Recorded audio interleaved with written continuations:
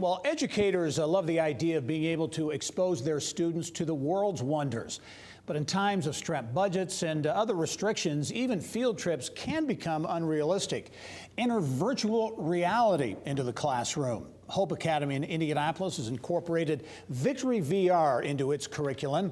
And I'm joined now by Steve Grubbs, the founder of Victory VR, and Rochelle Gardner, the Chief Operating Officer of Hope Academy here in Indianapolis. And welcome one and all. Thank you. To the show. Interesting story. And Steve, I'll start with you on your company, Victory VR, based in Iowa. Yes. Tell us about the company.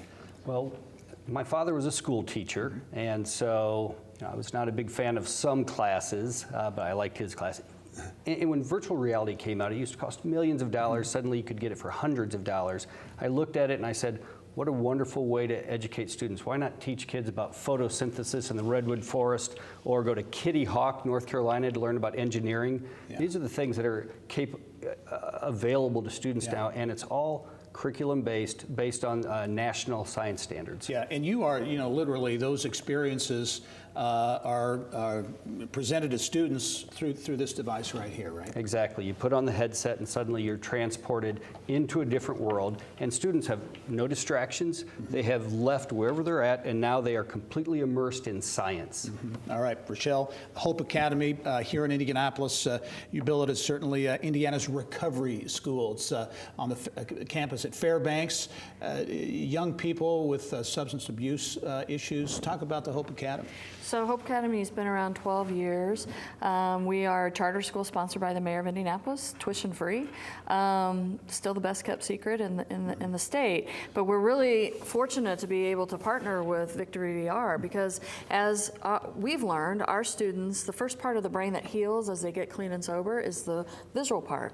This is a great way for them to learn. It really puts them back in engagement into wanting to learn and wanting to graduate and go on and do other great things. So it's engagement in learning, and engagement in learning also proves engagement in recovery. Yeah, and from your standpoint, the student standpoint, talk about their experiences with this virtual reality and what it exposes them to, the types of things. I know science, technology, engineering, and math subjects, all kinds of things. Yeah, so they haven't been real successful in the classroom because of drug and alcohol use. This gives them a whole different perspective on where they can learn. They didn't know that you could go to New Mexico and look through this telescope. They, putting them in the center of the universe in the solar system curriculum that they have is just amazing for them. It helps them focus. They don't get there's not a lot of distractions. It's really their learning capabilities. They're controlling it. So they're real excited to help Steve and his company really grow into the high school curriculum, both in science and social studies. Yeah, Steve, talk about the potential growth as you see it. You just launched the company not long ago, and you're in a variety of types of schools, charter schools, public schools, and the like. We've launched in 5 cities this month, private schools, charter schools, public schools, even in Bermuda. We just signed a distributor in India that has the country of India, and an Asian distributor which has China and Hong Kong and a few other countries over there. So the demand for this is significant, because studies show that virtual reality learning will give about a 20% lift to learning and test scores.